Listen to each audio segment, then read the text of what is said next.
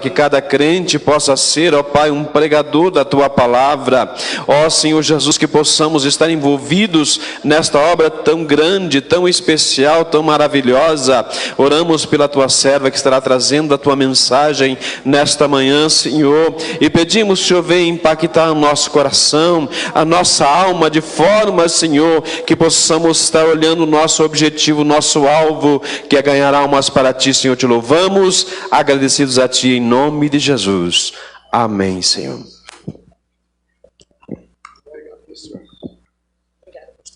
Saúde a amada igreja com a paz do Senhor. Os irmãos podem sentar-se. Como já foi apresentado, eu sou missionária Kellen Gaspar, estou vindo ali de Maracanã, interior do estado do Pará. Eu moro ainda em plena selva, em plena floresta amazônica. E ali em Maracanã é a nossa escola de missões e funciona também a sede do Projeto Campos Brancos. Nós treinamos moças e rapazes para prepará-los para que eles alcancem os segmentos menos alcançados do Brasil.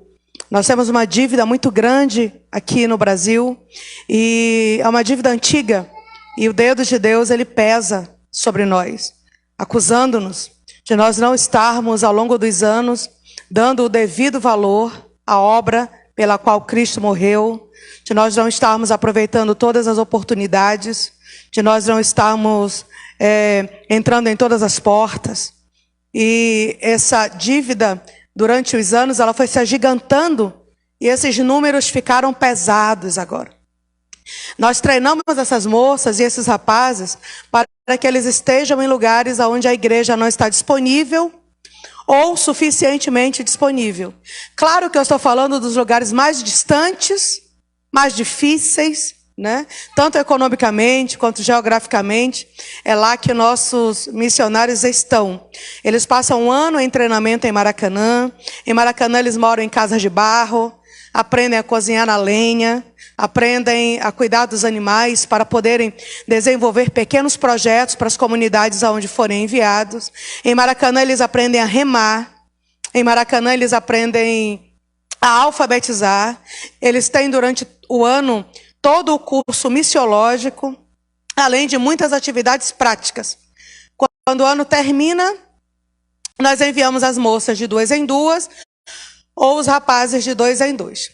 Nós temos hoje 126 missionários enviados e mantidos através do Projeto Campos Brancos. Entre os ribeirinhos, quilombolas, sertanejos, indígenas, entre os moradores das comunidades rurais, os mais pobres, né? Então, esse trabalho é desenvolvido assim. Quando eles chegam em um lugar, eles vão começar... Nós geralmente começamos com um trabalho com as crianças. Nós alfabetizamos, damos o reforço escolar e a alimentação. As crianças começam a receber, então, esse conhecimento do Evangelho. Daqui a pouco nós já estamos alcançando suas mães, daqui a pouco nós estamos alcançando a família inteira, e depois de um período, nós já estabelecemos culto naquele lugar, o trabalho começa a ser desenvolvido já. São 42 creches, escolas missionárias, ou seja, 42 bases onde essas escolas estão funcionando. Atendemos hoje 2.500 crianças e adolescentes, com alfabetização, reforço escolar, evangelização, discipulado e alimentação. E como eu disse ontem, reforço hoje, sem nenhuma ajuda pública, porque eu acredito sinceramente que missão se faz com o dinheiro de Deus, e o dinheiro de Deus está no bolso dos crentes. E, amados, não tenho história de miséria, nem de fracasso, nem de necessidades para contar aos irmãos. Porque o Deus das missões, ele é cuidadoso, ele é provedor, e ele é um Deus atento. Nós vivemos pela fé. E não existe uma outra maneira melhor para se viver do que essa.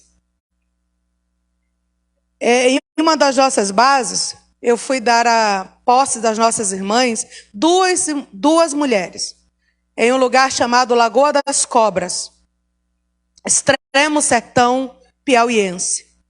Essas irmãs, quando nós chegamos lá para dar essa posse, Irmãs, nós encontramos uma temperatura de 40 graus na sombra.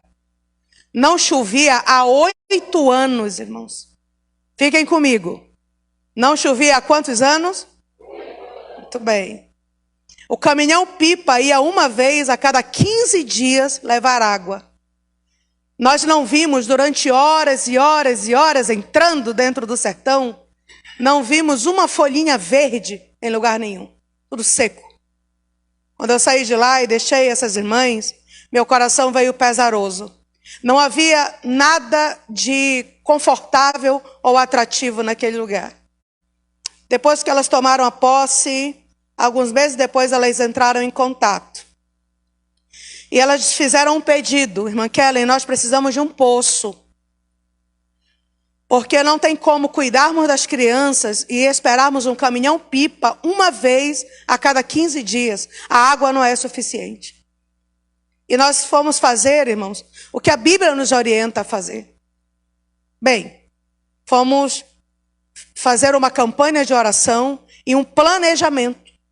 Ora, missão se faz com orçamento e com planejamento. A mente é um péssimo escritório. Tudo tem que estar escrito. Chamamos uma empresa, eles foram lá e deram o seguinte veredito. O primeiro lençol freático passa a 150 metros de profundidade. Nós cobramos para perfurar R$150 o metro da perfuração. Fora canos, tubos, conexões, alvenaria, caixa, motor. O poço sairia por mais de R$30 mil. Bem, quando nós fazemos a nossa parte, quando a nossa parte está feita, nós podemos só orar para que Deus faça a parte dele agora. A especialidade de Deus é o impossível.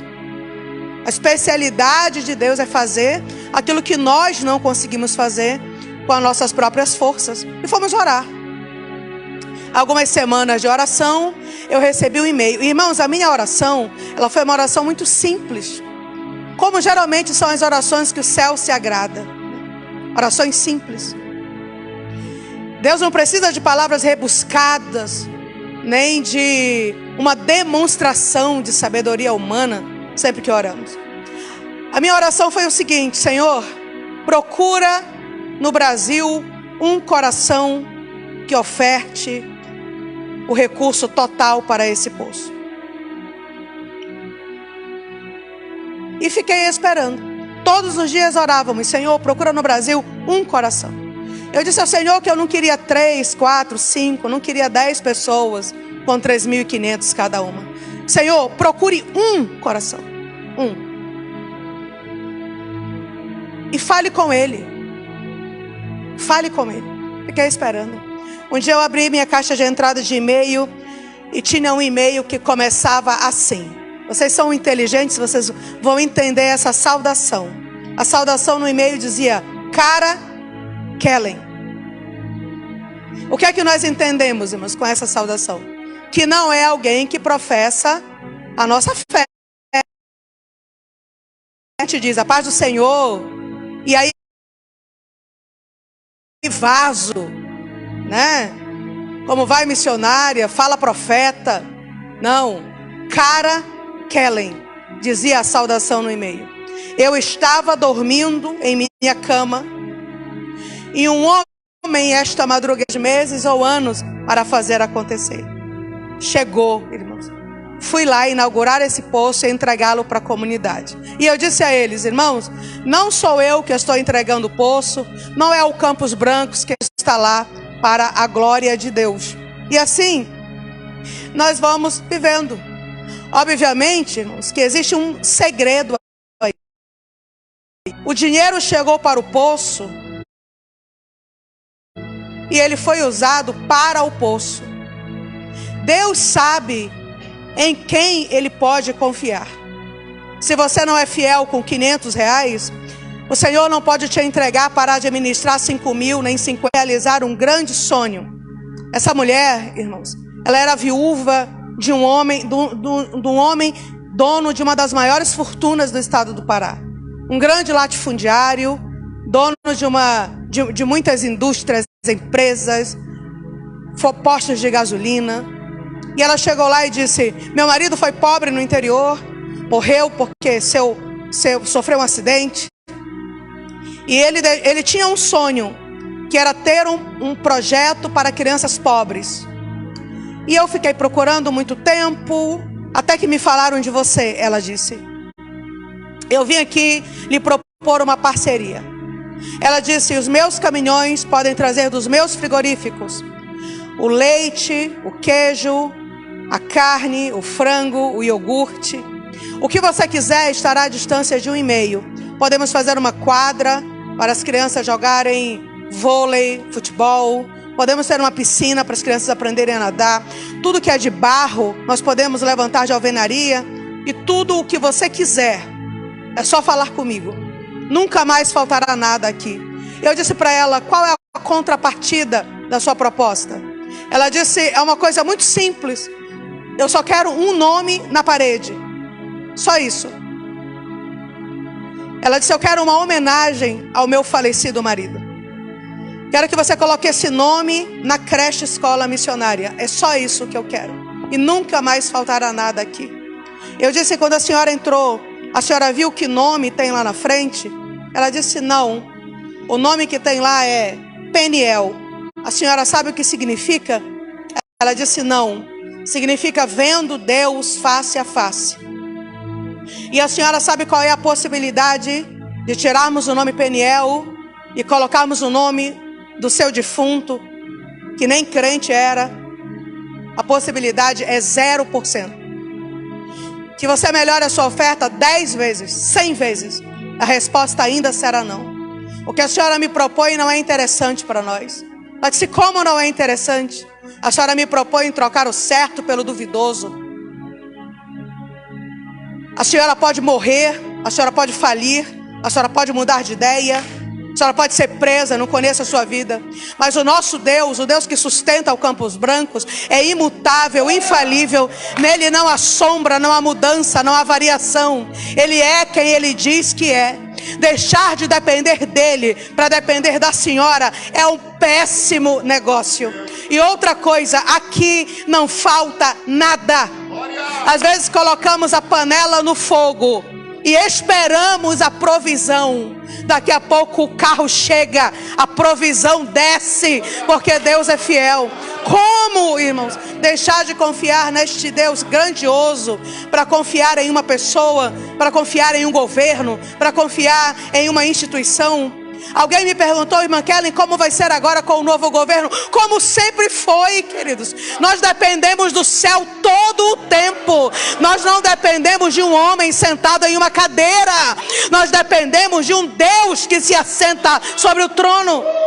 Então não temos por que nos preocupar. Seguimos assim. E o Senhor tem cuidado de nós. E assim temos avançado para a glória de Deus e para prejuízo do inferno. Mas como eu já disse, é preciso que tenhamos essa confiança de que o braço de Deus trabalha ao nosso favor.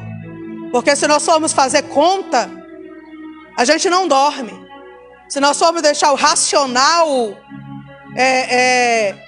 dar as respostas que precisamos, nós vamos ficar ansiosos. Precisamos descansar naquele que vive. Hoje nós coordenamos esse projeto, estamos com 15 alunos em treinamento. Precisamos construir 8 novas bases para que no ano que vem esses alunos também possam seguir para o campo missionário. Continuar ali trabalhando aonde o Senhor, nas portas que o Senhor tem aberto. Queridos, como eu já falei, há uma sentença sobre nós. Há uma responsabilidade sobre nós. Parece que nós estamos muito confortáveis. E quando eu digo nós, eu me refiro ao movimento evangélico brasileiro. Nós temos liberdade, nós temos dinheiro, nós temos conforto. É uma soma muito perigosa. Liberdade, dinheiro e conforto são 3 coisas muito perigosas, porque fazem com que nós descansemos. com que nós vivamos só para nós. Eu estive em uma igreja em São Paulo que o pastor está importando mármore rosa da Itália para o banheiro feminino. E essa igreja não tem nenhum missionário em campo. Não ajuda nenhum projeto em desenvolvimento em lugar nenhum.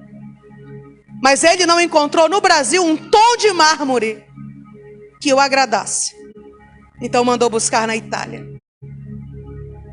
E eu fico muito preocupada com isso. Porque o nosso conforto nos afastou do nosso objetivo. E os números foram se agigantando. Queridos, nós ainda temos hoje 16.750 grupos étnicos que nada sabem sobre Jesus. E olha, nós somos 2 bilhões de cristãos. 2 bilhões no mundo todo. Aí existem 2 bilhões de não cristãos em contato conosco. Só que o nosso testemunho não está sendo forte o suficiente para que essas pessoas decidam-se por Cristo.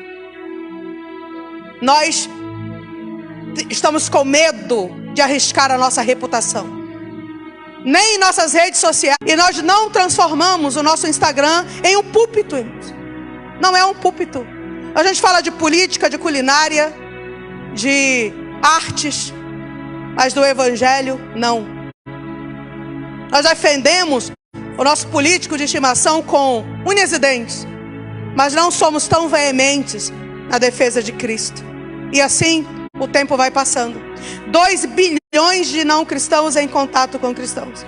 Aí nós temos aí um número de 3 bilhões aproximadamente de não cristãos sem contato com os cristãos. O evangelho não está disponível para eles. Eles não podem ligar a TV, não podem acessar no celular. O evangelho não está disponível. Não tem uma igreja na rua da casa deles. Não tem uma Bíblia traduzida para o seu idioma. E eles estão ali. 3 bilhões de pessoas. Divididos aí em 16.750 grupos étnicos não alcançados. Das 120 mil pessoas que morrem por dia, 80 mil morrem e estão indo para o inferno. Embora alguns pregadores modernos digam que não. Eu prefiro ficar com a Bíblia. Não existe inocência que implique em salvação, meus irmãos. Eu não acredito. Porque senão o evangelho não seria um evangelho de salvação, seria um evangelho de condenação. Veja bem, pastor, o senhor nunca ouviu o evangelho, então segundo esses teólogos mais liberais, o senhor está salvo, porque é inocente. Aí um dia eu chego lá e prego para o senhor não entende, ou não aceita o meu método, ou eu não sei explicar bem, mas enfim o senhor diz não, aí ele está condenado. Não faz sentido, né? A Bíblia diz que Jesus é o caminho, a verdade e a vida, e que ninguém vem ao céu, vem ao Pai a não ser por Ele. Jesus é o caminho, não é um caminho. É a verdade, não é uma das verdades. É a vida, é Ele. Não existe outra maneira, irmãos. Ora, se nós que conhecemos o Evangelho, que temos a Bíblia, que somos pastoreados, nós temos os nossos pecados de estimação, nós pecamos todos os dias. Imagine um aborígene, um nativo, um indígena no meio da selva, que não tem nenhum contato com a palavra, que não tem o auxílio do Espírito Santo, que não tem nenhum conhecimento de Deus. Como esse homem pode ser justificado para passar a eternidade com Cristo? Vai ser triste quando ele chegar diante do trono branco e dizer, mas eu nunca ouvi. O Senhor vai dizer, eu mandei, eu dei recursos, eu dei oportunidades, eu dei saúde, mas eles não foram. Eles escolheram não participar.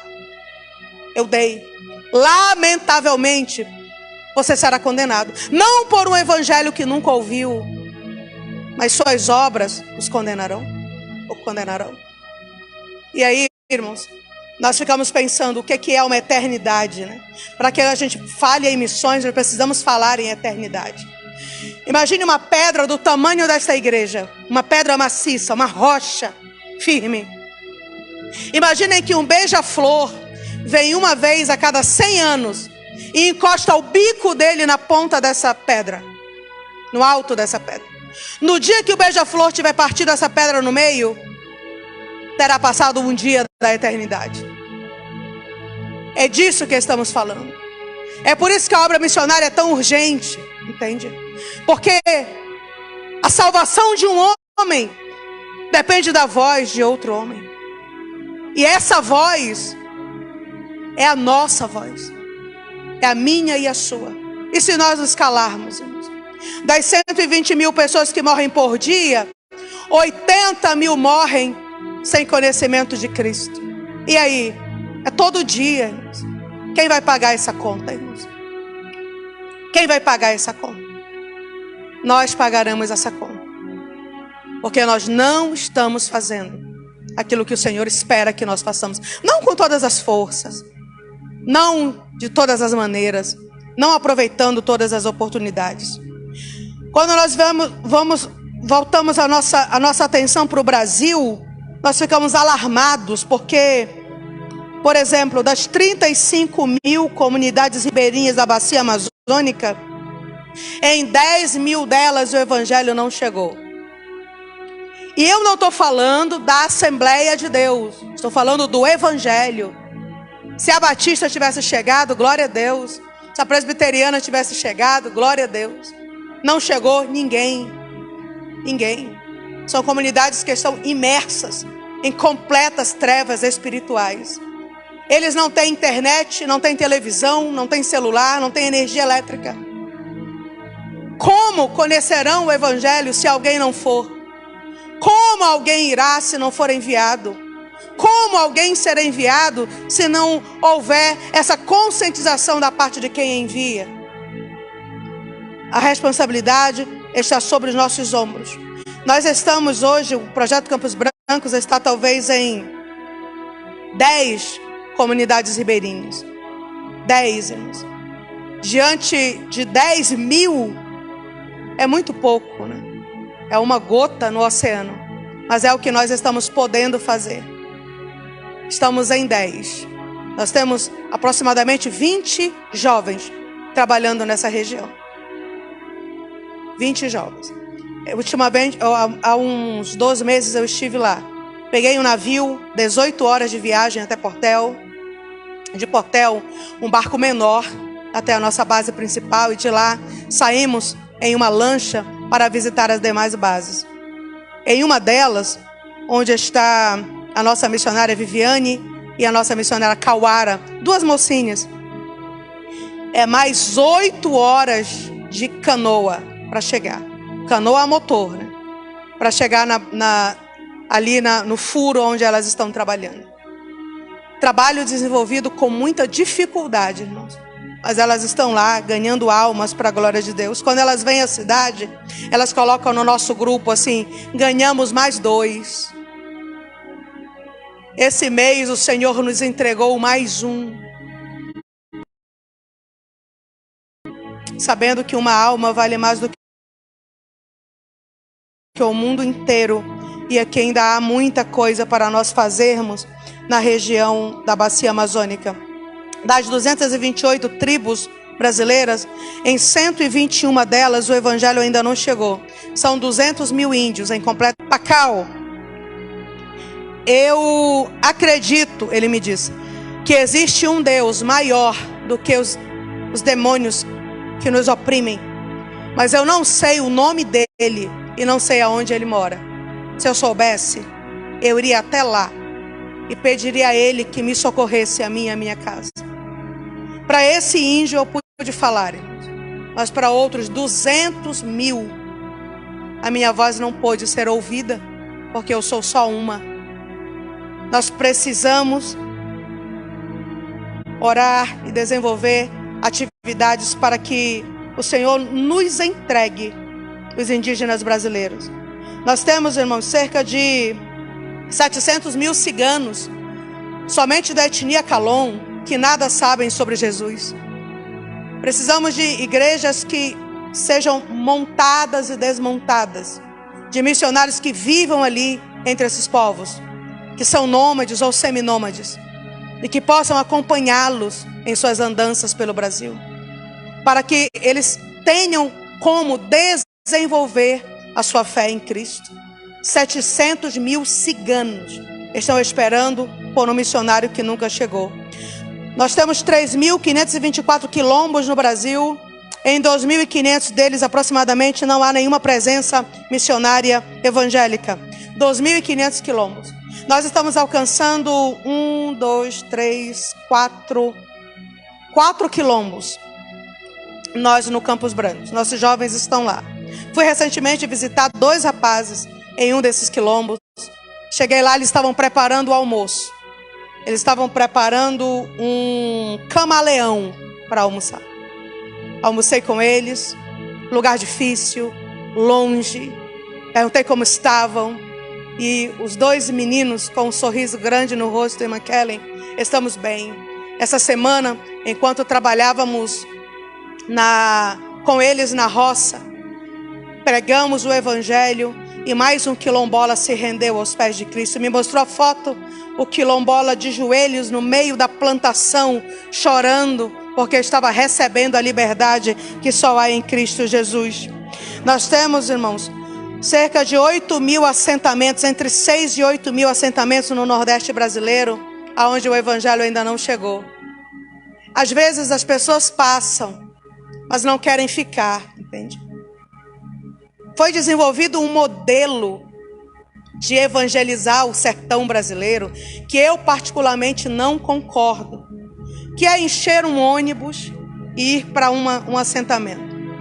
Chega lá, aí tem corte de cabelo, tem verificação de pressão arterial, tem atendimento médico, tem atendimento vai um dentista para atender as pessoas que precisam de atendimento, distribui-se cesta básica, à noite faz-se um culto maravilhoso, tem-se um excelente pregador, uma banda, um excelente cantor, é uma festa.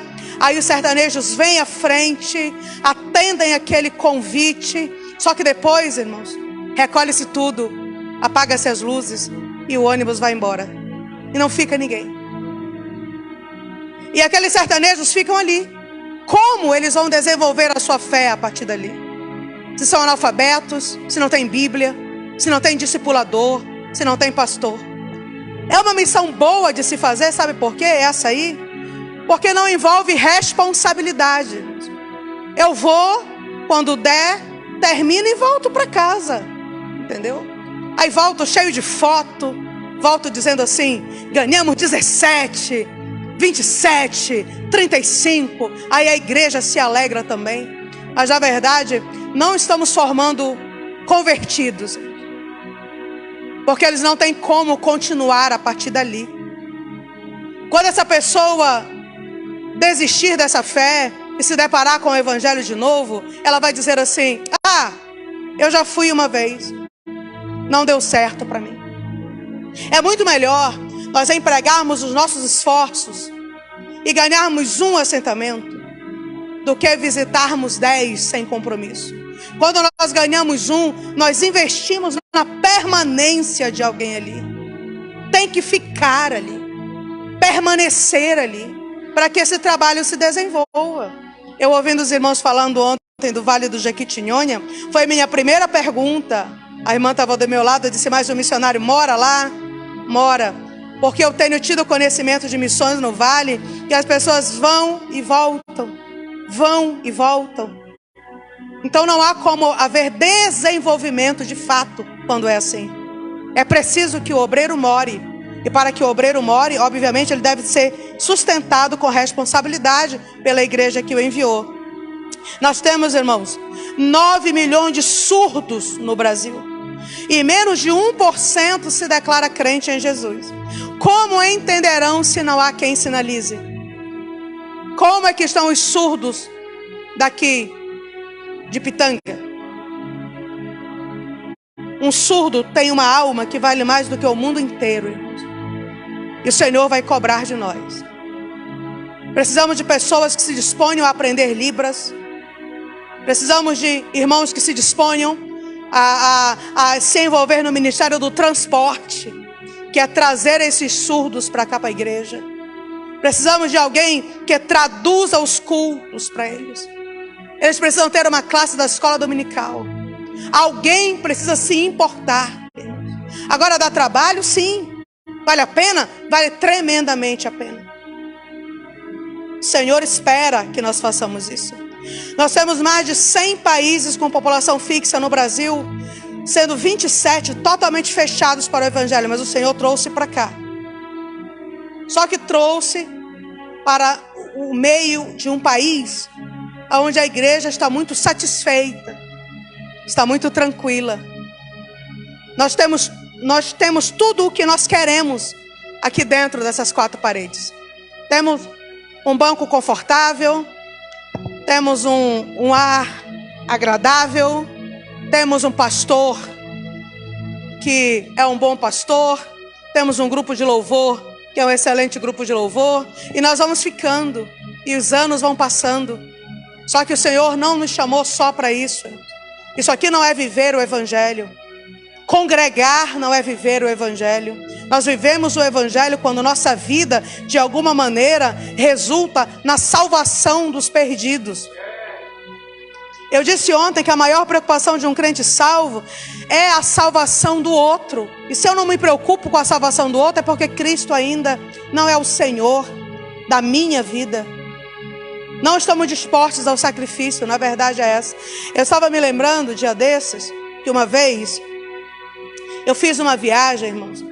E eu falo isso para vocês assim com muita humildade, mas é apenas um exemplo que eu preciso dar. Eu fiz uma viagem de 30 dias de remo para alcançar uma casa. Eram os últimos moradores dentro de um furo, dentro de um rio, que ele é estreito, profundo, é um afluente do rio principal. 30 dias de remo, irmãos. Eu emagreci 20 quilos em 30 dias. Porque passava o dia remando, 5 horas da tarde tinha que encostar a canoa, tinha que entrar na mata para tirar a vara para fazer o tapiri, amarrava com cipó para atar a rede. Por que não podia dormir na areia? Porque quando eu acordava de madrugada para ir ao banheiro, focava com a lanterna, tinha 6, 8 jacarés ali só ali naquele perímetro onde minha rede estava atada. 30 dias. Para dizer a uma família de brasileiros que moravam naquela fronteira, eles não sabiam qual era a nossa moeda, irmãos. Eles não sabiam quem era o presidente do Brasil. Eles estavam isolados ali. Mas eles tinham uma alma valiosíssima. E eu estive com eles durante alguns dias, lhes transmitindo o Evangelho. Saí de lá com aquela família tendo feito a sua decisão por Cristo e já alicerçados ali com o básico do discipulado, entendendo quem é Deus, quem é Jesus, o que é a Bíblia, o que é o céu, o que é o inferno. Deixei eles com Cristo. Mas na verdade, quando eu tenho olhado para cá, para a nossa geração, eu tenho encontrado, infelizmente, pessoas que até querem fazer alguma coisa, mas só querem fazer sob determinadas condições. Só querem fazer se receberem alguma coisa em troca. Ou só querem saber só querem fazer se o clima for favorável. Só querem fazer se o pastor lhe chamar, se tiver uma carteira, se tiver um salário, se tiver um cargo, se tiver uma posição. Só querem fazer se tiverem uma honra, se receberem uma recompensa. E eu já disse ontem para vocês e repito, que ministério é o que nós fazemos para abençoar os outros. Independente de que lugar nós sentamos na igreja, existe dentro de Pitanga um povo a ser alcançado. E Deus não precisa enviar missionários para cá. Aqui tem uma igreja santa, restaurada, uma igreja despertada, uma igreja consciente. Nós só precisamos colocar em prática aquilo que o céu já tem nos concedido. Existem algumas visões por aí. Nós temos uma visão que é uma visão de púlpito. São alguns atrapalhos que a obra missionária tem encontrado ao longo dos anos. Na visão de púlpito, que graças a Deus não é o caso desta igreja, desse pastor. Mas na visão de púlpito, o pastor senta-se ali atrás e ele olha. Está tudo bem aqui, a igreja está cheia, as contas estão pagas, então eu não estou nem aí para o que está acontecendo lá fora. Ele só enxerga, ele só valoriza até onde seus olhos alcançam. Seus olhos alcançam a porta de vidro da frente, está tudo bem.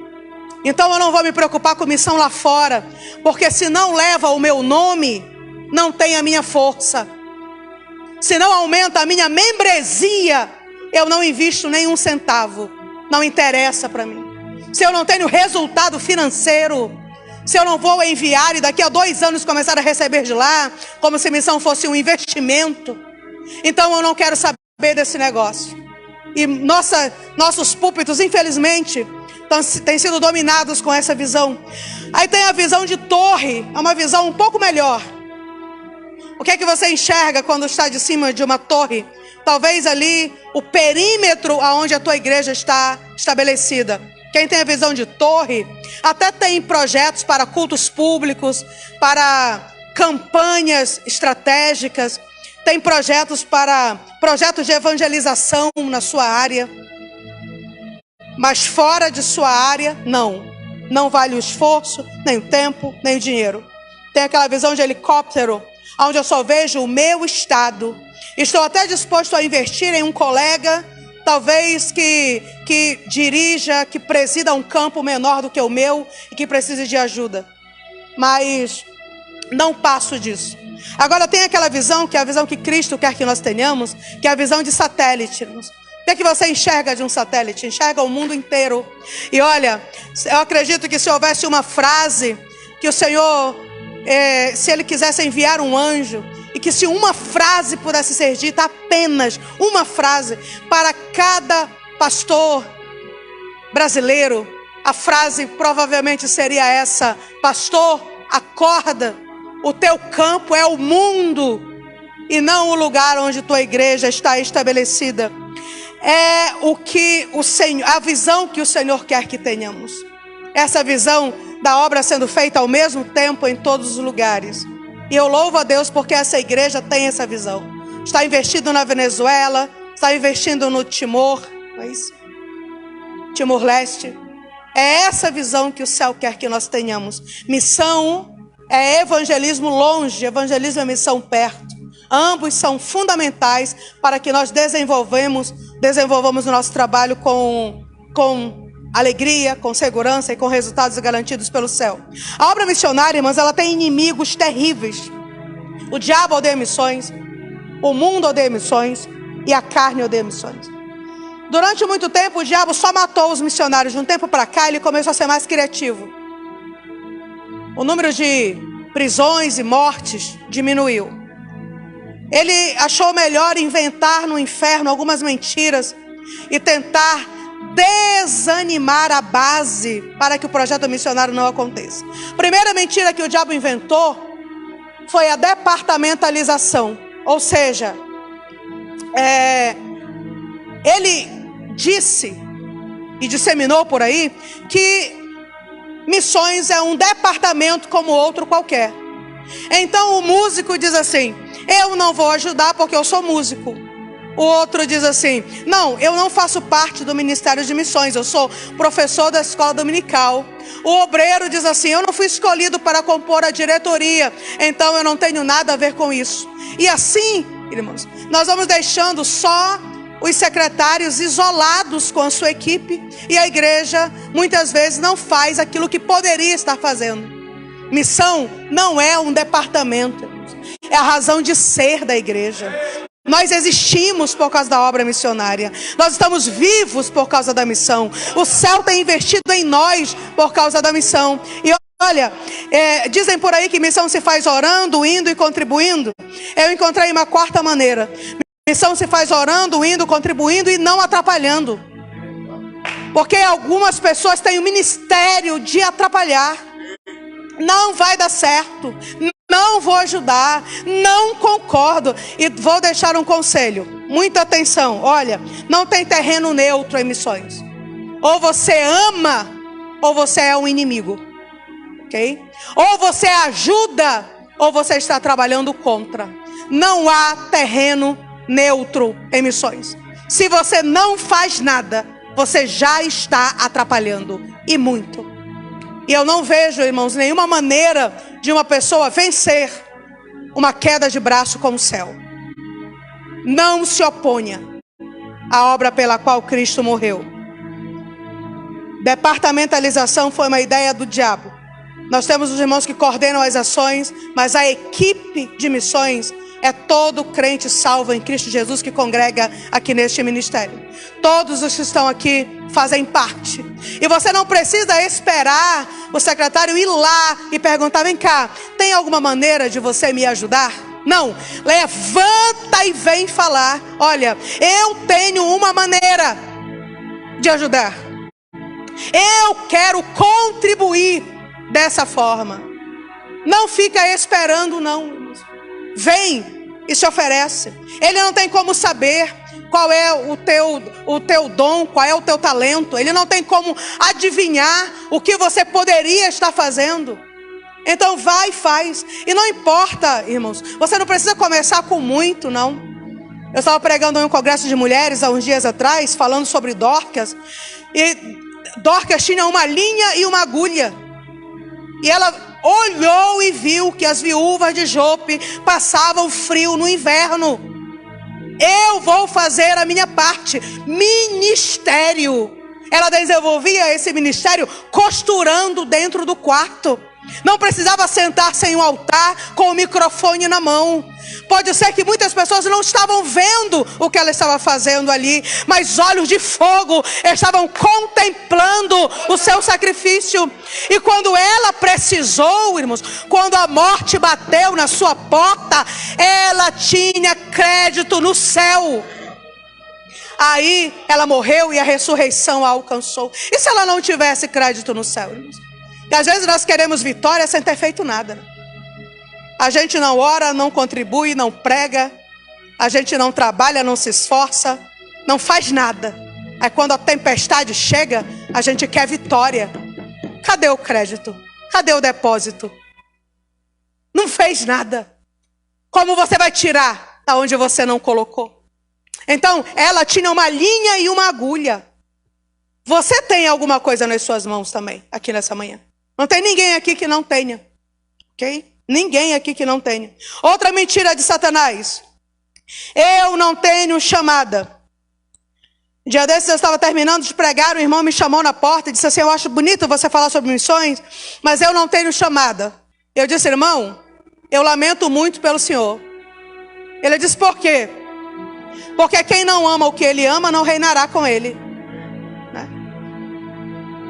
Se o senhor está me dizendo que não tem chamada para obedecer a única ordem que o Senhor deixou quando os seus pés estavam desencostando do chão, então o Senhor não é candidato ao reino.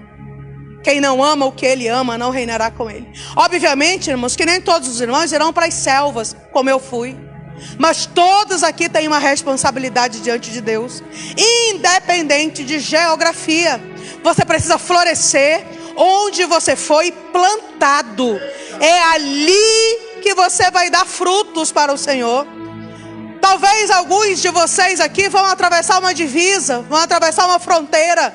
Talvez, não sei. Mas eu só sei o seguinte, que quem um dia for atravessar uma divisa ou uma fronteira, primeiro frutificará em Pitanga. Porque quem não é uma bênção perto, não pode ser mandado para longe. Vai dar dor de cabeça lá. Se eu não oro aqui, não jejuo aqui, não evangelizo aqui, não desenvolvo nenhum projeto aqui, como é que eu quero ir para a Ásia? Como é que eu quero ir para a África? Como é que eu quero ir para a selva? Não vou dar frutos lá também. Então, todos temos chamada, sim. Nem todos iremos para longe. Mas o Senhor chamou a todos com uma responsabilidade. Outra mentira do diabo. O missionário é um cidadão de segunda classe. É um turista. É alguém que vive às custas da igreja. É alguém que não quer trabalhar. É alguém que fracassou em outras áreas do ministério e foi ser missionário porque não tinha mais opção. Ah, você pensa, mas eu nunca pensei, nunca disse uma coisa dessa. Será? Talvez você não disse, não abriu sua boca para dizer. Eu não respeito o trabalho que você faz. Mas você deu o ventilador sem hélice. Você deu a geladeira sem motor. Você deu o ferro sem resistência. Você deu para o filho do missionário o brinquedo que o teu filho já brincou o ano todo. Irmãos, eu já recebi no campo um par de sapatos que um lado era de um modelo e o outro lado era de outro modelo, amarrado com um fio, e tinha um bilhete. A irmã é humilde, a irmã é missionária. Eu trabalhava com canibais, irmãos. E alguém mandou para mim um par de sapato diferente. Eu acho que ela pegou o menos ruim de um par, juntou com o menos ruim de outro par e mandou amarrado com fio. Eu recebia sacas de roupa no campo dessa altura. 80% tinha que ir para o lixo. A saia não tinha zíper, o vestido não tinha botão. Eu recebi uma vez uma camisa que quando eu segurei, ela se partiu, ela se rasgou. Ela estava podre. Quer dizer, Jesus deu o seu sangue, Paulo deu sua vida, eu dou uma saca de roupa usada e acho que já estou fazendo muito. É o que está acontecendo. O missionário não é um cidadão de segunda classe, irmãos. Nosso ministério não é um ministério menor. Não existe aqui, pastor, o evangelista, o presbítero, o diácono, o auxiliar, o aprendiz e o missionário aqui no chão. Não tem, não existe isso. Nós não somos alguém que fracassou, que falhou. Nós somos embaixadores do céu na terra. E quando a igreja aprender a respeitar esse chamado missionário, a respeitar esse ministério, nós daremos um passo gigantesco no que diz respeito a missões nacionais e estrangeiras. Quando nós pararmos de dar para o missionário a nossa sobra, o nosso resto, aquilo que nós não queremos mais, nós vamos começar a ver uma mudança nesse cenário brasileiro. Uma vez uma irmã foi deixar uma aluna no curso de missões, foi deixar a filha. E eu ouvi essa mulher chorando. Eu estava dentro da minha sala e eu ouvi lá fora o choro. E eu disse, meu Deus, o que será que está acontecendo? Fui lá. A irmã estava lá chorando. A minha filha vai ficar aqui. Ela tinha trazido a moça de São Paulo para deixar conosco em Maracanã por 1 ano. E eu disse, amado, o que está acontecendo? A minha filha vai ficar aqui. Ai, meu Deus. Eu disse, irmã, olhe para mim. Olhe para mim. Que chore a mãe da moça prostituída. Que chore a mãe da moça que apostatou da fé. Que chore a mãe da moça que está desenganada pelos médicos em um leito no hospital. Que chore a mãe da moça escrava do crack, jogada em uma calçada. Mas que não chore a mãe da moça que escolheu viver a sua vida para a glória de Deus e para prejuízo do inferno. Quando suas amigas estiverem conversando e uma disser, minha filha é advogada, a minha é empresária, diga assim, a minha filha é embaixatriz do céu. Minha filha trabalha com a eternidade dos homens. Orgulhe-se. Nós temos que parar com essa hipocrisia, irmãos, de achar que Senhor, eis-me aqui, envia meu irmão. Senhor, desperta os jovens, desde que não seja meu filho, né? Levanta jovens para a tua obra. Agora minha filha não, Senhor. Minha filha tem que se formar, tem que casar, tem que ter estabilidade. Meu filho não. Meu filho tem que ter seu carro, sua casa, seu plano de previdência.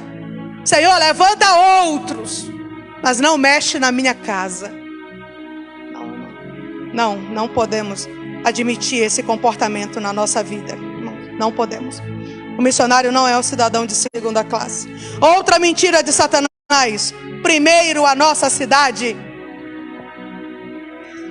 Depois que nós ganharmos Pitanga inteira para Cristo, nós poderemos então olhar para outros lugares. Vocês acham, pastores, que não tem pessoas aqui que dizem assim: um absurdo o pastor estar investindo na Venezuela, tanta coisa para fazer em Pitanga.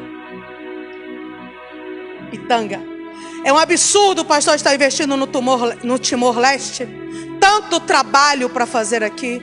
Agora eu olho bem nos seus olhos e respondo: há tanto trabalho para fazer aqui? Faça. Você não está aqui? Faça. Mas não faz, irmãos. Esse é o discurso do inimigo da missão. É o discurso daquele que se posiciona contra o que Deus está fazendo. E eu digo a você: arrependa-se nessa manhã, porque o braço de Deus é pesado e a sentença pode ser irrevogável. Não se levante contra os projetos missionários desta igreja. Não diga assim: se fosse aqui no estado eu ofertaria. Se fosse para um projeto aqui nesta cidade, eu estaria junto, mas lá eu não concordo. A alma de um paranaense vale tanto quanto a alma de um africano ou de um venezuelano. A ideia do Senhor é essa: e ser-me-eis testemunhas, tanto em Pitanga, quanto em todo o estado do Paraná, e Brasil e até os confins da terra. É a obra sendo feita ao mesmo tempo em todos os lugares, com a mesma força, com a mesma eficiência, com a mesma dedicação. Eu estava pregando um dia desse em Vitória, passei ao lado de dois irmãos que estavam conversando assim na lateral, e um deles estava dizendo assim: eu não concordo, o outro: eu também não. Como eu era a pregadora do evento, eu pensei: meu Deus, será que eu estou ensinando alguma heresia? Voltei lá, né? Irmãos, eu ouvi os irmãos comentando que não concordam com alguma coisa. É alguma coisa a ver comigo? Com a ministração aqui da conferência? Eles disseram: não, isso foi na entrada dessa conscientização aqui, não tinham escutado ainda. Eles disseram assim: não, irmã, é que a gente estava conversando aqui, que tem tanta coisa para fazer em Vitória, e o pastor enviando obreiros e recursos para o norte da África, e a gente não concorda com isso. Eu disse: ah, entendi. Tanta coisa para fazer aqui, né, irmão? E o que é que os irmãos estão fazendo? O senhor lidera que trabalho aqui na cidade? O senhor está em que frente aqui na cidade? O senhor, que problemas o senhor tem resolvido aqui em Vitória? Não, assim, um olhou para o outro, não, assim, diretamente. Eu disse: nem diretamente, nem indiretamente, né, irmãos? Os irmãos não fazem nada. Os irmãos são apenas inimigos daquilo que Deus está fazendo através do pastor da igreja. Hoje de manhã, reconciliem-se. Reconciliem-se hoje de manhã, porque a coisa pode ficar feia para o lado dos irmãos. Reconcilie-se. Se tem tanta coisa para fazer em Vitória, façam. Vocês moram em Vitória. Há trabalho para ser realizado aqui, realizem. Mas não se levantem contra o que a igreja está fazendo em outro país, irmãos. Não emprestem suas bocas a Satanás. Aí talvez, quando eu digo assim que o diabo tem sido um inimigo cruel, eu disse também que o mundo é inimigo. E eu não estou falando do mundo lá fora. Estou falando muitas vezes do mundo gospel mesmo. Com essa maneira que nós temos de tratar o ministério missionário como algo de menor importância ou de menor credibilidade. E nós precisamos mudar realmente esse comportamento nosso em relação aos nossos missionários em campo. O mundo muitas vezes odeia missões, a carne odeia missões também. A nossa própria carne. Ela não quer saber de sacrifício. Eu acho interessante quando eu conheço alguém que diz assim: irmã Kellen, eu tenho pensado em fazer alguma coisa. Por exemplo, aqui na minha cidade tem muitas mães solteiras. Eu ouvi uma irmã dizendo isso dia desse. Eu fico preocupada com isso. Perto da minha casa tem alguma coisa da prefeitura. Ela disse: eu passo e vejo aquelas jovenzinhas ali, com a gravidez em desenvolvimento. Eu sei que são pobres, que são de bairros assim, periféricos. E eu tenho me preocupado com isso. E eu tenho até pensado em fazer alguma coisa. Chamar algumas irmãs da igreja. Nós poderemos costurar o enxoval dessas crianças, trazer essas mães e lhes compartilhar com elas o evangelho, cuidar delas, ajudá-las, né, com esses bebês. Aí ela disse assim: mas eu não sei se é de Deus. Aí eu estou orando para Deus confirmar. Eu disse para ela: irmã, do diabo não é, porque o diabo não vai querer que a senhora cuide das grávidas da sua cidade. Da carne também não é, irmã, porque a sua carne quer ficar na frente da televisão. A sua carne quer ficar em casa. A sua carne quer ficar num ambiente onde ela esteja confortável, onde ela seja servida e não sirva.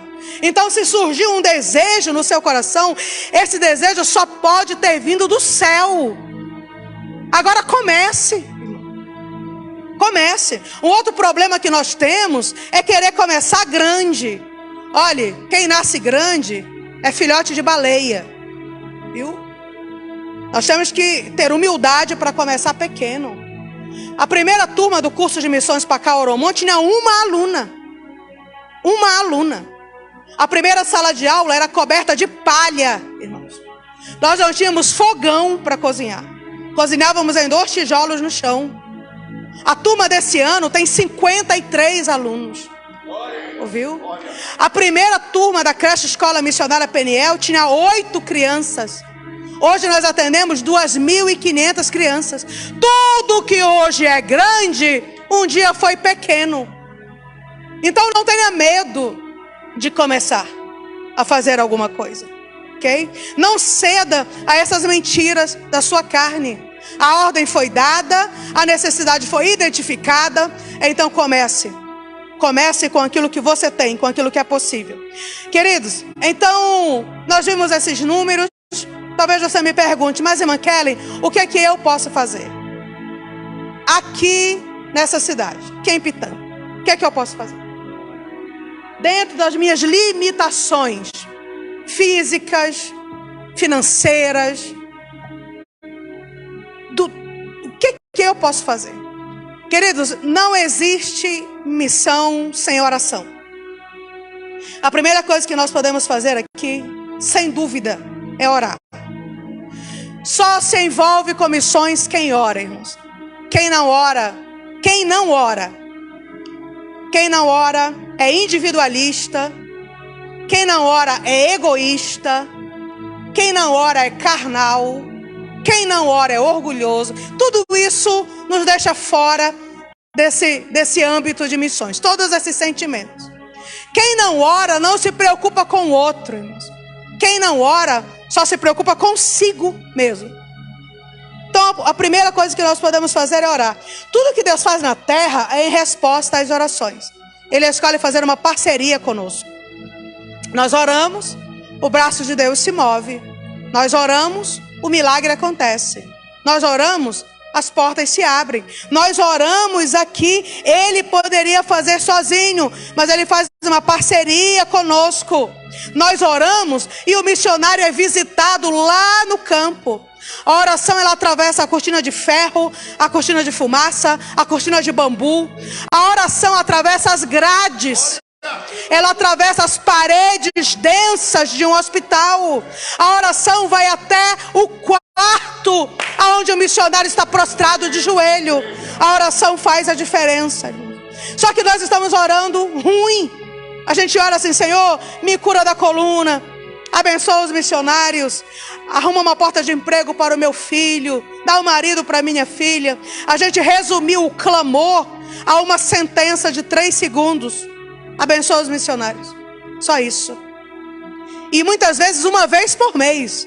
no culto de missões. Não tem quem sobreviva desse jeito. Entendeu? Missionário que está lá esperando a solução, o milagre, a resposta, através da tua oração. Se for só essa sentença de 3 segundos uma vez por mês, vai morrer lá. Porque nós não estamos comprometidos com essa causa. Não estamos, irmãos. É necessário que os irmãos saibam o nome da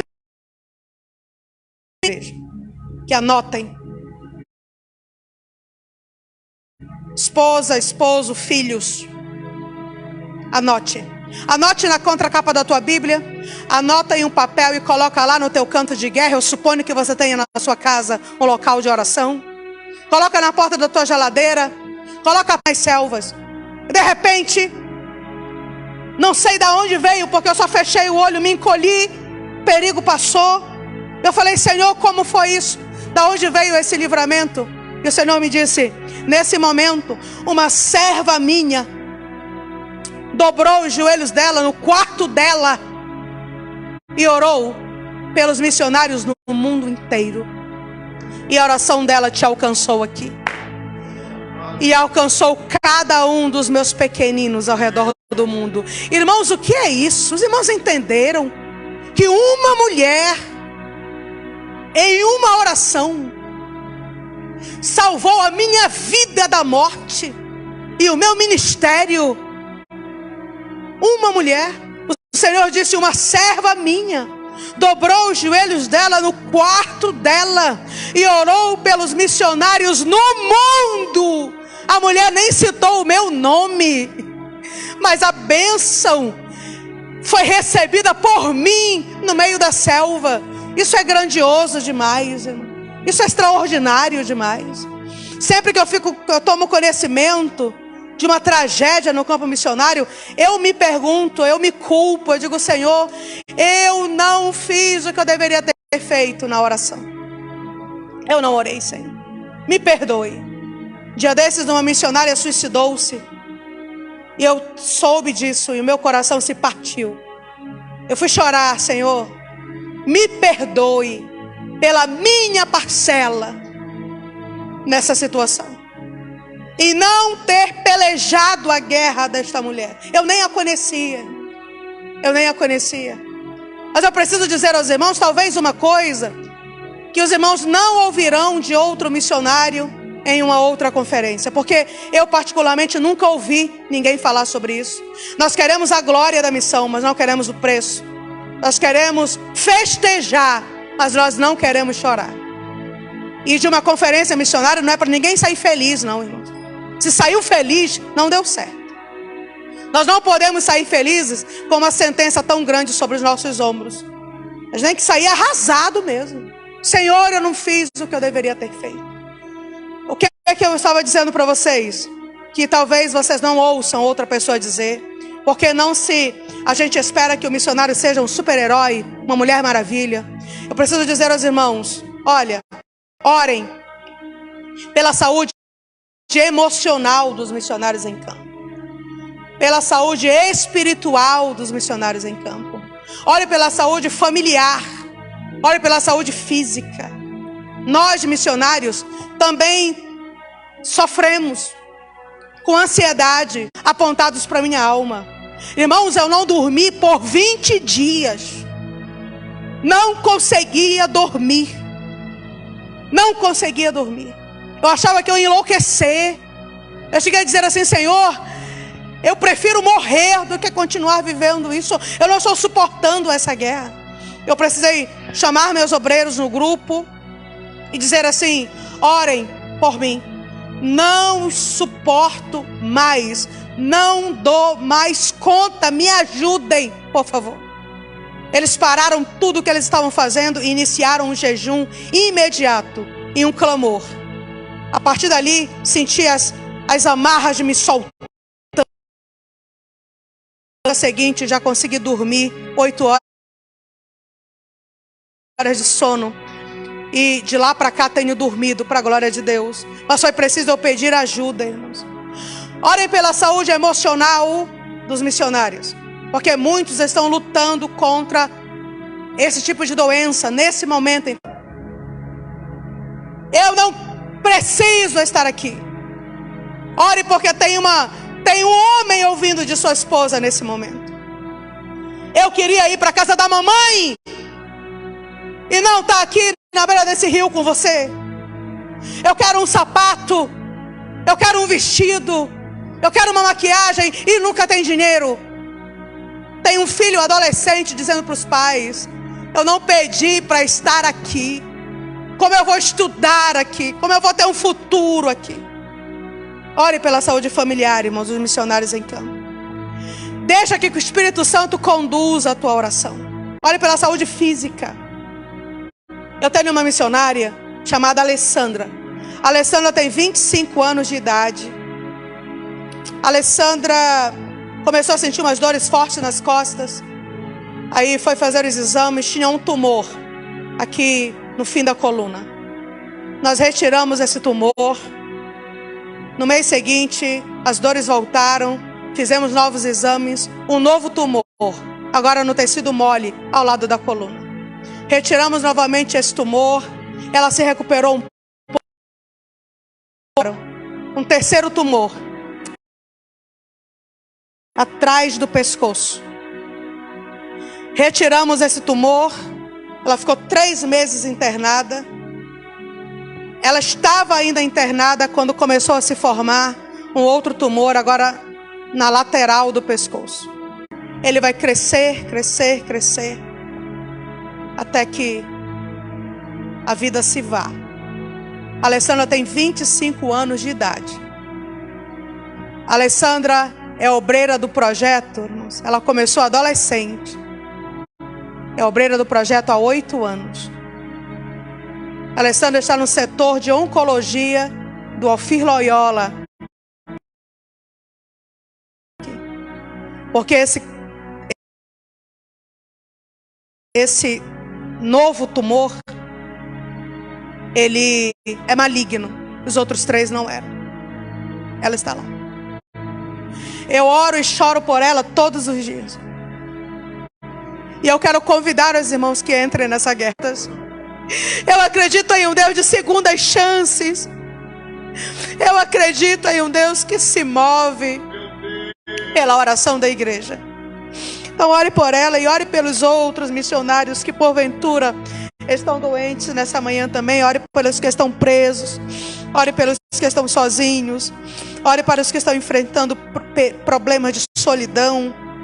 A solidão é um inimigo terrível em campo missionário, irmãos. É muito difícil. Mas quando nós oramos, o missionário ele consegue perceber a companhia de Cristo no campo. Ele não... Vamos orar para que tenham esperança. Vamos orar para que tenham fé. Vamos orar para que não desistam. Vamos orar para que seu discurso seja um discurso que venha do céu. Vamos orar para que o povo não resista à pregação que Deus colocar em sua boca. Vamos orar para que eles tenham seus métodos dados pelo céu. Vamos orar para que a provisão chegue. Se algum missionário nesta manhã, deste domingo, não tem o alimento em sua mesa para ele e para sua família, vamos orar nesse momento para que o telefone toque e uma provisão chegue, para que alguém bata na porta e diga: olha, eu não sei, me deu vontade de trazer isso aqui para você. Vamos participar das dores de quem está no campo, para que tenhamos utilidade nesta guerra. É mais ou menos assim, irmãos. Somos um só exército. Aí uma parte, nós temos a artilharia e a infantaria. Uma parte vai para a guerra, está ali na linha de frente, mas outros estão aqui para dar a cobertura. E a cobertura, nós que estamos aqui damos. E a primeira cobertura é essa, é a espiritual. A segunda coisa que o céu espera que a gente faça com responsabilidade é a contribuição, irmãos. Diga não ao marketing do diabo. Não dê o rasgado, não dê o quebrado, não dê o que não presta. Não invista coisas sem valor na obra missionária. Eu não estou dizendo que você não possa dar uma roupa usada, desde que esteja em bom estado. Não estou dizendo que você não possa dar um sapato usado desde que esteja em bom estado. Mas diga não ao marketing do diabo. Nós só seremos cobrados pela nossa parte, irmãos. Nós não podemos dizer que amamos missões se nós gastamos mais com Coca-Cola do que com missões, irmãos. Nós não podemos dizer que amamos missões se gastamos mais com chiclete e bala do que com missões. Se gastamos mais com pizza do que com missões. A irmã não pode dizer que ama missões se sua manicure recebe mais por mês do que a missionária enviada pela sua igreja. Nós não podemos gastar mais no salão de beleza do que com a obra pela qual Cristo morreu. Eu não estou dizendo que você não possa usufruir de todas essas coisas. Claro que pode, desde que também você invista em missões. Desde que também você dê oportunidade a essa igreja de fazer mais do que ela está fazendo. Precisamos fazer a nossa parte. Nós só seremos cobrados pela nossa parte. Eu encontrei uma irmã um dia desses. Ela me disse muito feliz que estava completando sua coleção de 300 pares de sapato. Eu já tinha visto uma, há uns anos atrás, que tinha 2.000. Ela tinha uma escadinha com roda para ela andar dentro daquele closet. A escada articulada para ela chegar lá em cima, para poder ter acesso a todos os sapatos. E essa ultimamente 300. Aí eu fico me perguntando assim, irmãos, aonde foi que nós nos perdemos? Em que momento da nossa vivência com Cristo nós nos tornamos tão superficiais, tão egoístas, tão preocupados somente conosco e começamos a nos tornar pessoas assim?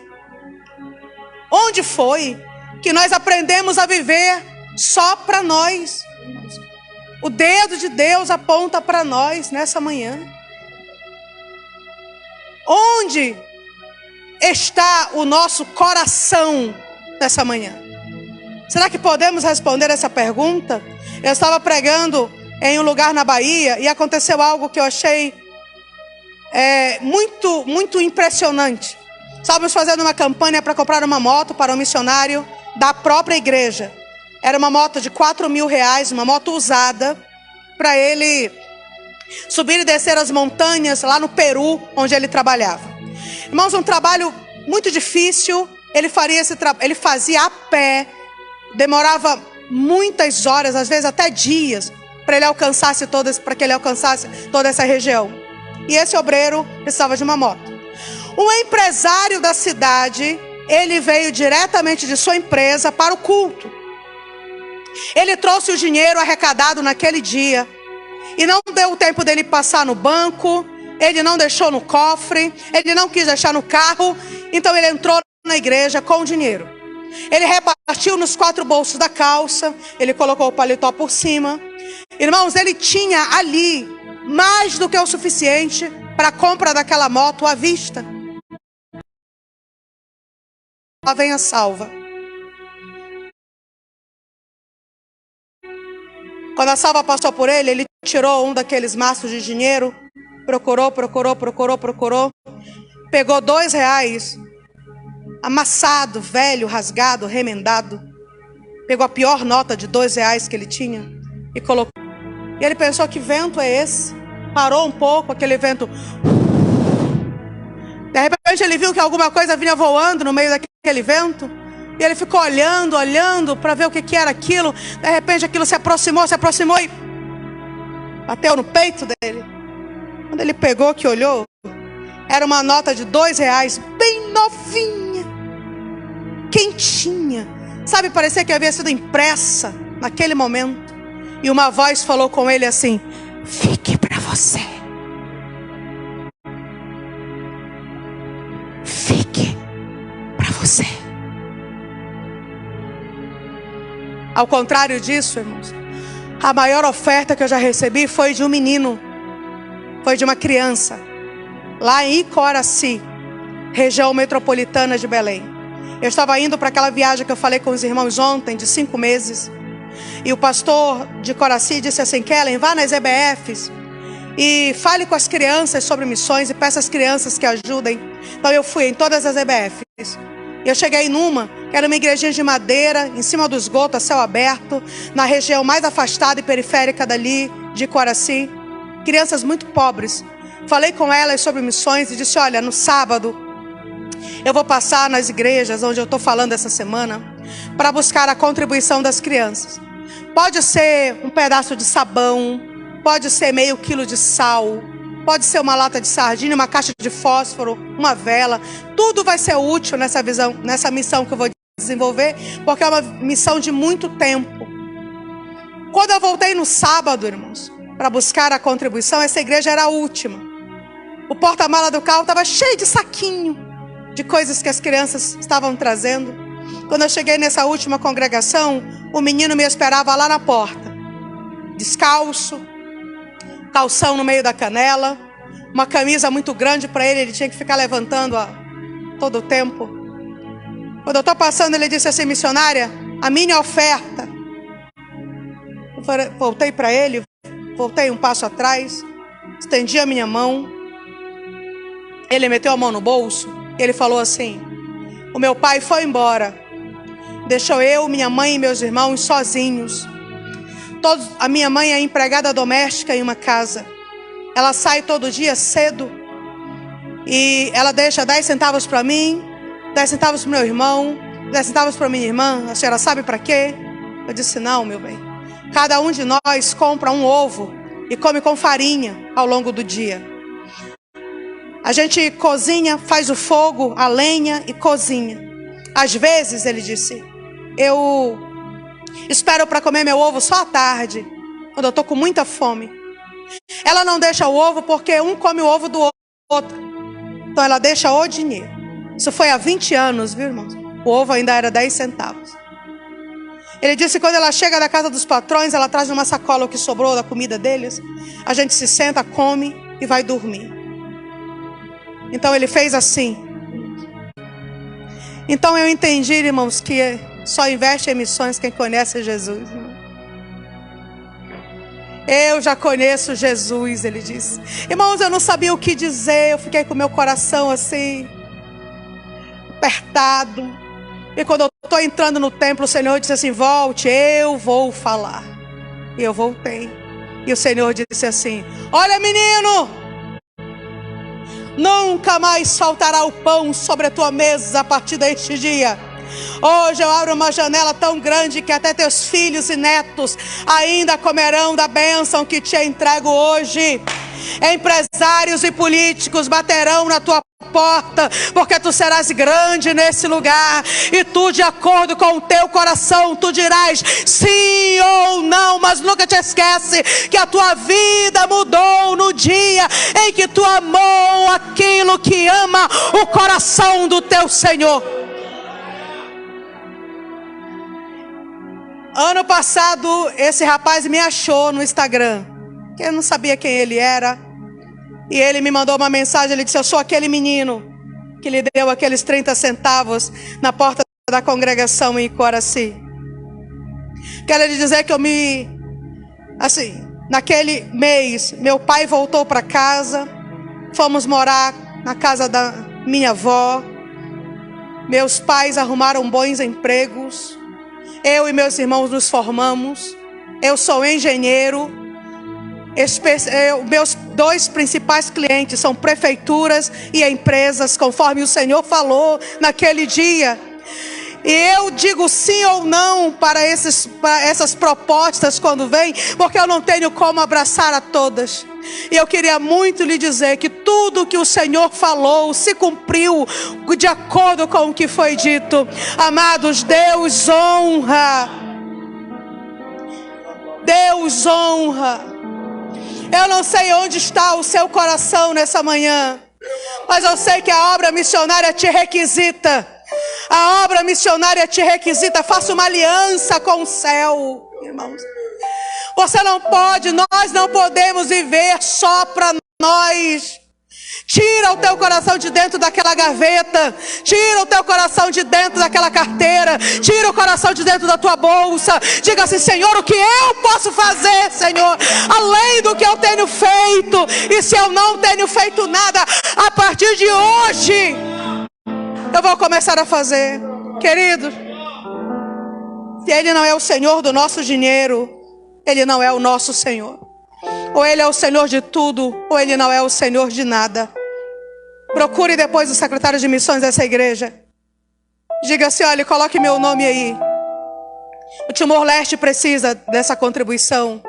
Lá, a Venezuela precisa. Os novos projetos que Deus está dando ao pastor dessa igreja, eles serão realizados com essa contribuição. O dinheiro de Deus está no bolso dos crentes. E é esse dinheiro que o Senhor requisita para que a sua obra seja feita aqui na terra. Faça uma aliança com o céu nessa manhã. A oferta missionária nada mais é do que Deus dando para si mesmo o que lhe pertence por direito. Deus está dando para si mesmo aquilo que está sob sua administração. Então administre para a glória de Deus. Não seja um servo do dinheiro. Tem problemas, irmãos, que eu estava até falando sobre contribuição e oração. Só contribui quem ora, viu, irmãos? Quem não ora não contribui. Quem não ora só dá o resto mesmo. Mas quem ora e ouve a voz de Deus, contribui. E essa contribuição resulta aí em glória para o nome do Senhor e em prejuízo para o inferno. Então ore, contribua e seja uma testemunha viva de um Cristo vivo aqui nesta cidade. Não tenha medo. Não há missão mais ou menos importante. Deus procura testemunhas tanto para Jerusalém, quanto para a Judéia, quanto Samaria, quanto para os confins da terra. Deus procura testemunhas. As pessoas não estão aí fora procurando uma teoria ou um tratado filosófico. Conte para alguém quem você era antes de conhecer Jesus e quem você é agora. Transforme o teu Instagram em um púlpito. Transforma a tua rede social em uma boca do céu aqui na terra. Seja uma testemunha viva de um Cristo vivo, sem ter medo de arriscar a sua reputação. Se alguém chegar perto de você, como eu já disse, disser: eu estou doente, conhece algum remédio bom? Conheço. Jesus Cristo ainda cura. Ele está vivo. Eu posso orar por você. Não se esconda. Não levanta o teu vidro. Não faça de conta que não viu. Há doentes aqui que precisam ser visitados. Há presos que precisam ser visitados. Há pessoas desesperançadas que precisam ouvir acerca da esperança que há em Cristo Jesus. Tem vizinhos que estão morrendo e você vê a movimentação de longe, mas não se importa porque está sempre atrasado, sempre correndo. Olha, irmãos, o TikTok, o Instagram, a Netflix vão depor contra nós no dia do juízo. São as provas que nós não fizemos a obra de Deus. Não era falta de tempo, não, porque nós temos tempo para tudo isso. Nós não fizemos porque o nosso coração estava voltado para outros interesses que não o reino. Mas essa manhã é uma manhã de arrependimento, irmãos. E eu me arrependo junto com os irmãos. Eu me arrependo também. Porque como eu disse ontem à noite, as minhas mãos elas estão vazias, sim. Porque eu nunca fiz nada além da minha obrigação. E o que fiz, o pouco que fiz, eu poderia ter feito melhor. A sentença que está sobre os ombros dos irmãos pesa sobre os meus ombros. Eu convido os irmãos que se arrependam junto comigo. Vamos nos arrepender, irmãos, das orações que nós não fizemos. Vamos nos arrepender, irmãos, nessa manhã, das ofertas missionárias que nós não demos. Vamos nos arrepender dessa manhã pelo evangelho que nós não pregamos.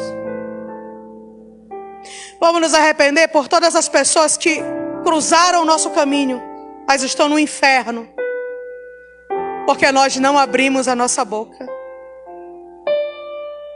Amados, o céu não errou quando nos escolheu, irmãos. O céu não errou quando nos escolheu. Nós só precisamos tomar uma decisão. decisão nessa manhã. Irmãos, ou nós vivemos para a glória de Deus, ou é melhor morrermos. Não adianta vivermos um evangelho sem Cristo, um evangelho sem cruz, um evangelho sem dor, um evangelho sem renúncia, um evangelho sem sacrifício, porque esse evangelho não nos levará para o céu. O Senhor não nos chamou para sermos um sucesso. Ele nos chamou, irmãos, para vivermos para a sua glória. Eu peço que você apresente seus projetos ao Senhor nessa manhã.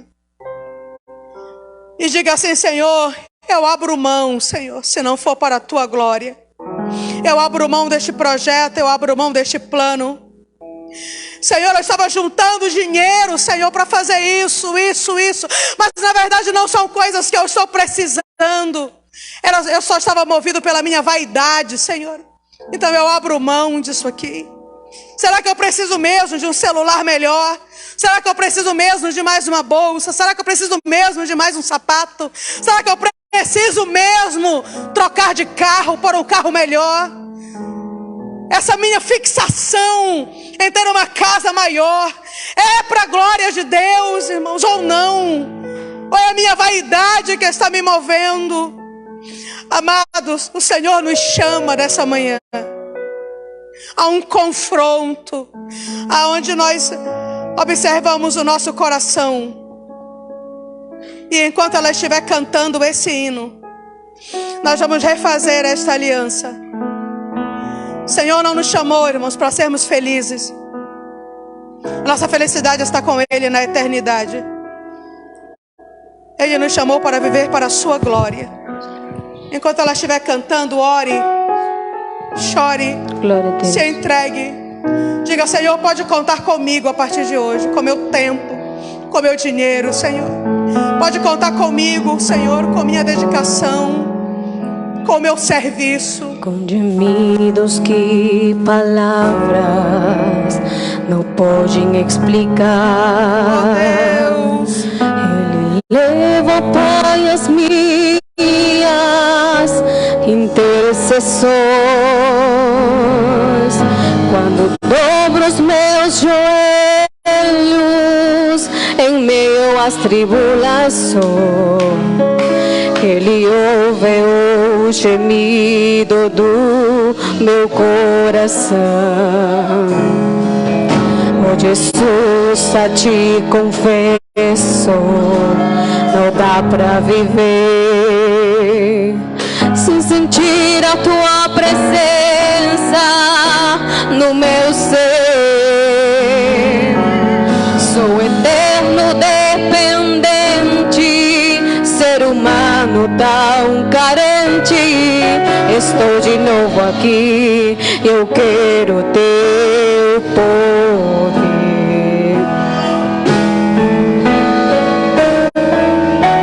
Ainda que pra te servir aqui chorar, te servirei porque comigo estarás.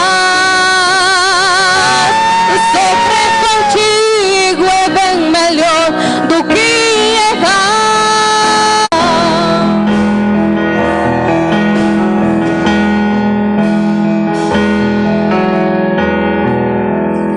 Oh Jesus, a ti confesso que não dá pra viver sem sentir a tua presença no meu ser.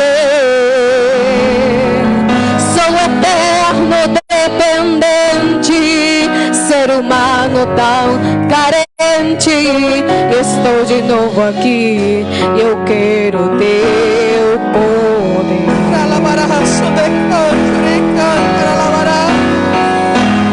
Ainda que pra te servir, Jesus, eu tenha que chorar, eu te servirei porque comigo estarás. Sofrer contigo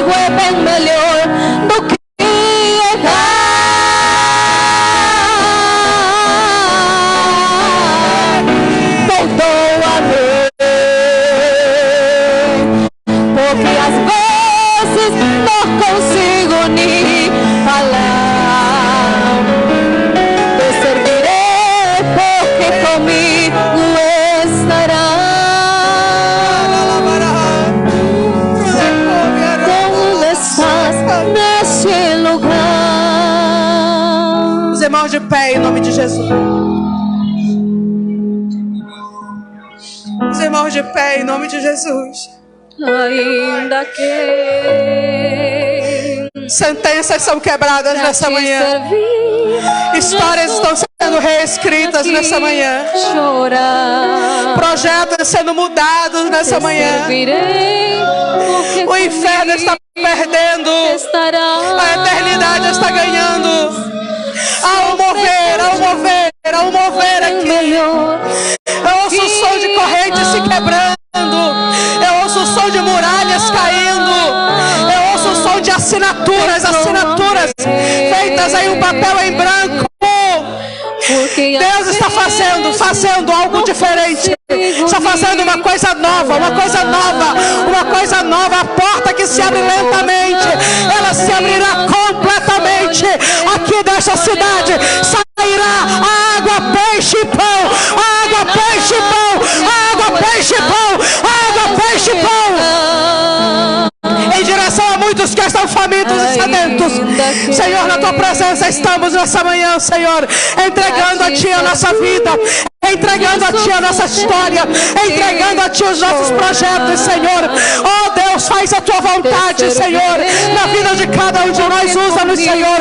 Usa-nos, Senhor. Nos dê coragem, nos dê autoridade, Senhor. Nos dê fé, nos dá disciplina, nos dá persistência.